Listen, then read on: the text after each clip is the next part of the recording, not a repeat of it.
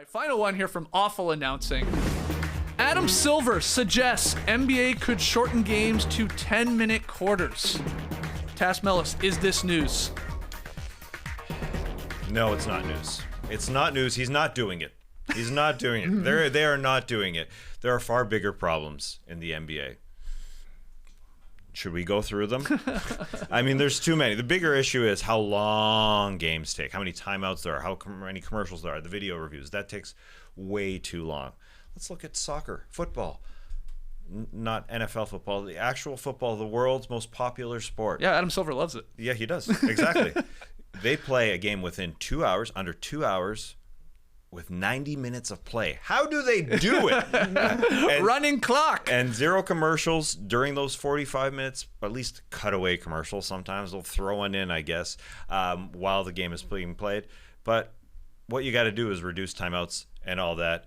And I don't buy this, it shortens the game, as Adam said, under 2 hours to make it more popular. I mean, the NFL, America's most popular sport, they play long games. But you know what they do? 60-minute games. And there's a million commercials. Yeah, it's way over 3 hours. But you know what they do? They play games once a week.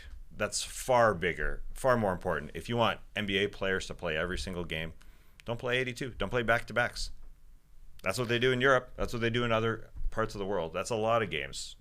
In Silver's defense, a part of him saying this was the concept of like making basketball across the world uniformed, right? Sure. Where FEBA plays the 40-minute games. It's played at many other levels, college even. So he did bring up that point of like, maybe we go to that. But he admitted like, well, what happens to all the NBA records and stuff like that? Is that all thrown out the window and there's complications? But what do you think, TK? I think it's very funny that if you subtract 8 minutes from every game for every team in the NBA, it's the equivalent of playing a 68-game season.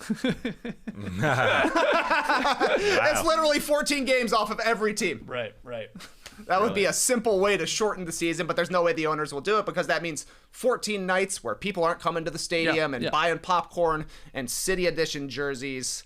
So I agree with Tass. I don't think this is going to actually happen, but obviously Adam Silver's looking for ways to make the game quicker and more entertaining. When I think of a FEBA game, the first thing that sticks out to me is not the 40-minute clock. It's like the physicality, the lack of timeouts, the lack of reviews. There's other stuff besides looking at the clock and seeing that there's fewer minutes on there.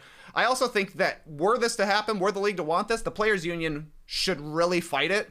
Because if you play a college-length game, you're going to get college rotations, which is good for Tom Thibodeau, but not good for the guys who are number 8 through 15 on an NBA roster. Yeah. Very true. Yeah. Not a lot of minutes to go around in that case. Look, if he really wants to make the basketball television product under 2 hours, you don't have to take it from 48-minute game to 40-minute game. There are other things you can do. You guys have listed a few of them.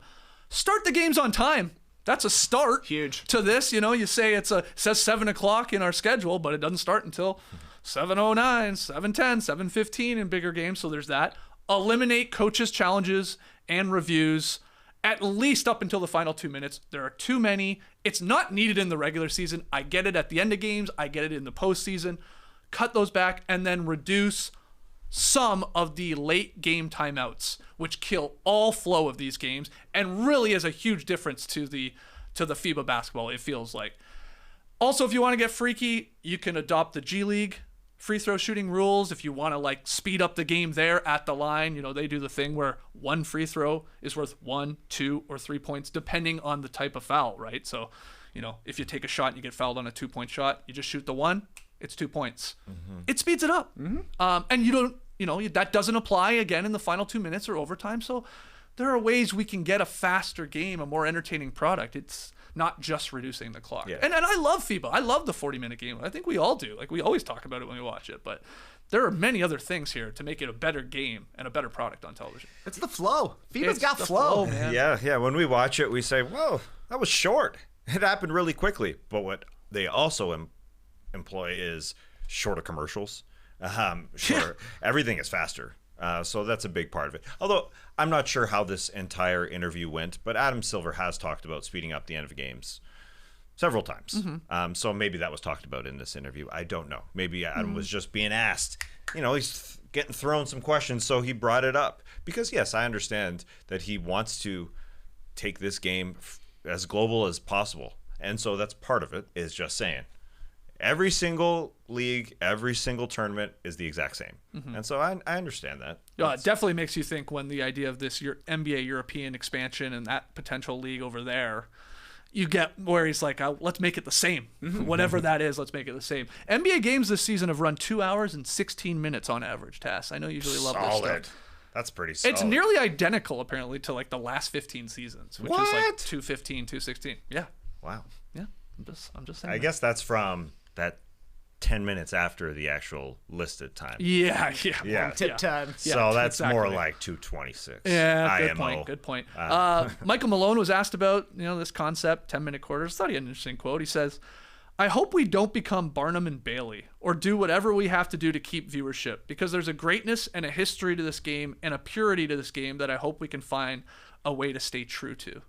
Again, that was Michael Malone, Nuggets head coach. And he also complimented Silver, like, you gotta stay creative and obviously continue to grow the game and tweak the game and make it better, but don't get too insane. It feels like a big change. That would be a big change. Yeah. Changing the length of the game, changing the lines on the court. These are like huge changes that will have effects on the history of the NBA. And you could just market it like there's a good game on every night. Yes. There's great players. We just drafted 6 of them. Everybody can shoot threes, and people are like, this sucks. These guys are too good. Yeah. It doesn't make sense.